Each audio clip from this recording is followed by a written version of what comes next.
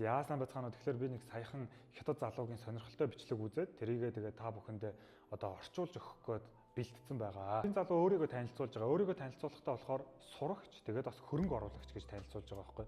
Тэр нь жоохон сонирхолтой. Ингээд би болохоор бодохдоо сурагч одоо сурах гэж ирсэн бол сурах визтэй, тэгээд ажил хийх гэж байгаа бол ажиллах визтэй гэж одоо визээ бүрдүүлдэг юм болов уу гэж ер нь бол ойлгосон. Тэгсэн чинь энэ залуу болохоор сурагч мөртлөө хөрөнгө оруулагч байгаа гэдээ өөрийгөө танилцуулж байгаа. За тэгээд энэ залуу болохоор өмнө ингээд бас ингээд Монгол улсын талаар энэ ч ямар ажил хийж болох уу? Эсвэл одоо төрөл бүрийн хэрэгтэй мэдээллүүдийг оруулсан чинь ингээд тэр бичлэг нь хандлт аваад зөндөө олон хүмүүс ингээд халбагдсан юм байна. Тэгээд тийм болохоор үргэлжлүүлээд ингээд үнэн бодит мэдээллүүдийг оруулахыг зорж байна гэдэг юм бичлэг хийсэн байгаа юм.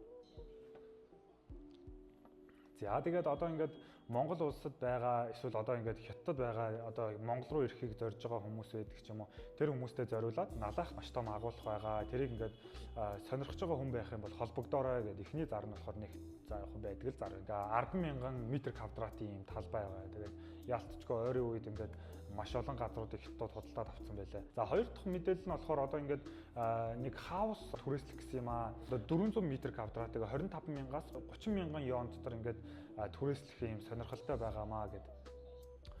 Гурав дахь нь болохоор хүнсний ногооны бөөний худалдааны одоо худалдаачин хайж байна гэсэн тийм зар байлаа.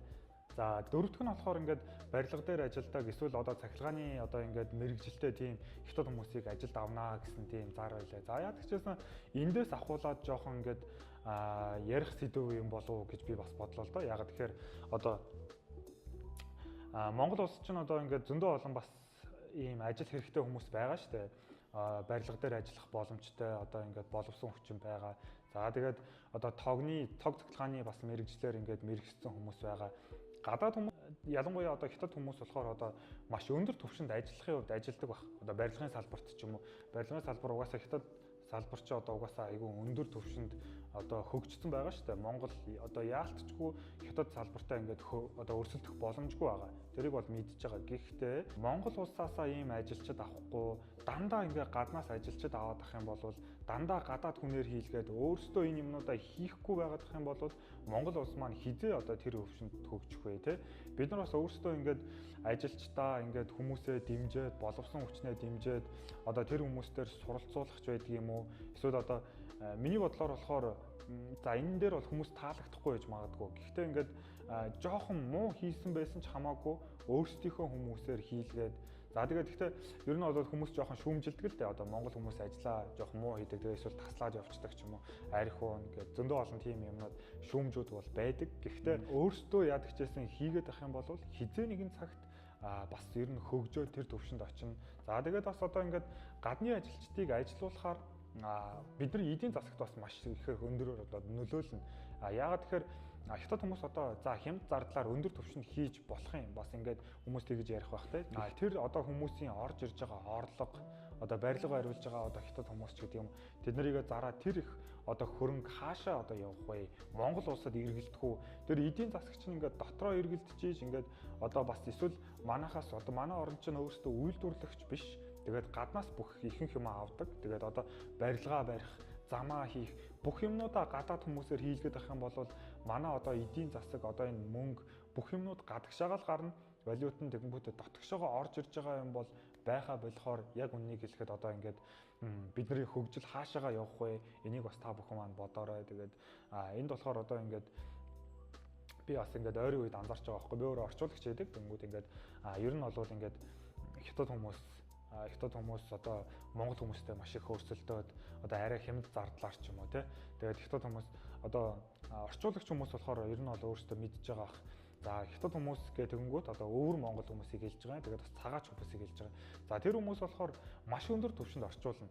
Яалтчгүй тэр хүмүүс чинь угаасаа хятад хүмүүс. Тэгээд Монголд өссөн эсвэл монголоор багасаа ярьдаг байсан хүмүүс болохоор маш өндөр түвшинд орчуулна. Гэхдээ одоо тэр хүмүүс ингээд ажиллаад ахаар одоо манай Монголд ажиллаж байгаа одоо ингээд орчуулагч хийж байгаа залуучууд тэд нар бас ингээд одоо хэрвээ ингээд орчуулаад ах юм бол тэр чинь бас хөгжөөлнө шүү дээ. Өндөр түвшин рүү явна. За тэгэхээр одоо яалтчгүй хятад хүнтэй өрсөлдөх боломжгүй байсан ч гэсэн хизээ нэгэн цагт ингээд та бүхэн монгол хүнээрээ орчуулга хийлгээд авах юм бол одоо тэр чинь ингээд хөгжөө. Ер нь бол би монгол хүмүүсээ ингээд одоо энэ ажлуудаа хийлгээсэй гэж хүсдэг. За тэгэхээр энэ дөрөв дээр бас хэлж байгаа байхгүй. Ер нь бол ингээд Улаанбаатарт ингээд олон жилээр ажиллахыг хүсэж байгаа, урт хугацаагаар ажиллахыг хүсэж байгаа тийм хүмүүс байх юм бол надтай холбогдоорой гэж хэлж байгаа. Тэгэхээр ер нь бол Монгол улсад болохоор одоо ингээд хөгжлийн хувьд яалтчгүй том улсуудтай ингээд харьцуулагдахгүй. Гэхдээ Монгол улс хизээ нэгэн цаг тэр улсуудын хэмжээнд очихоор хөгжинэ. За тэгэхээр бид нар одоо ингээд гадны хүмүүсээр ингээд тэр юмнуудаа бүгдийг нь хийлгээд ахаар одоо манай тийм боловсон хүчнүүд нь үлдэх үү гэдэг нь бол асуудалтай тийм. Тэгэхээр бид нар өөрсдөө тэр юмнуудаа ингээд барилгаа бариад замаа хийгээд байхад одоо 5-10 жилийн дараа гэхэд бид нар өөрсдөө ингээд тэр хүмүүс чинь бас өөрсдийн гэсэн шавьтай болно. Тэгээд ер нь бол ингээд хөгжсөөр байгаад бас тэр улсуудын хэмжээнд миний хувьд бол очих боломжтой гэж боддог. За 5 дахь одоо ингээд 5 дахь ярьж байгаа юм нь болохоор надад хамгийн сонирхолтой санагдсан юм. 5 дахь нь болохоор одоо Монгол улсад Улаанбаатар хотод ингээд хятад хэлний сургалтын төвүүд ингээд байгуулах гэж байгаа. Тэгээд энэ дээр ингээд сонирхолтой байгаа хятад хүмүүс надтай холбогдоорой гэсэн байлаа. Тэгээд бас энэ дээр ярингуудаа нэг дундуур нь хавчуулчихж байгаа нэг хөөрхөн юм байгаа байхгүй. За тэр нь болохоор гэрлэлт сонирхож байгаа ингээд Монголд гэрлэхийг хүсэж байгаа одоо хятад хүмүүс байх юм бол холбогдоорой гэдгийг айгүй богинохон ингээ болгоод ер нь бол тайлбарлчихж байгаа байхгүй.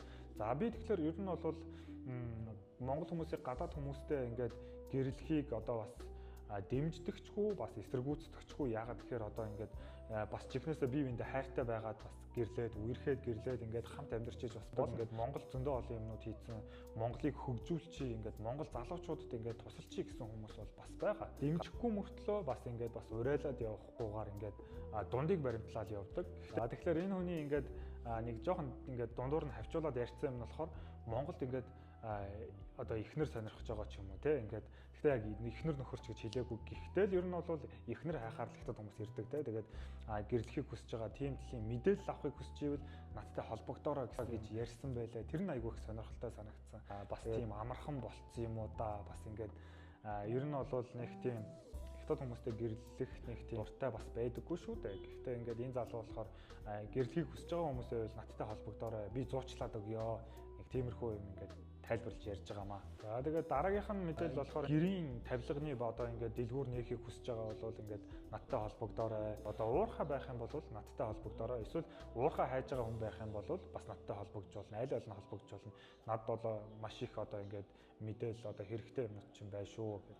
За 9 дэх нь болохоор ингээд нэг орчуулагч хайж байгаа гэсэн байлаа. Энэ дээр болохоор монгол хүн байсан ч болно, хятад хүн байсан ч болно, аль нь ч хамаагүй хятад хэлээр, монгол хэлээр аливаалаар нь сайн ярьдаг байхад болно гэж хэлжээ.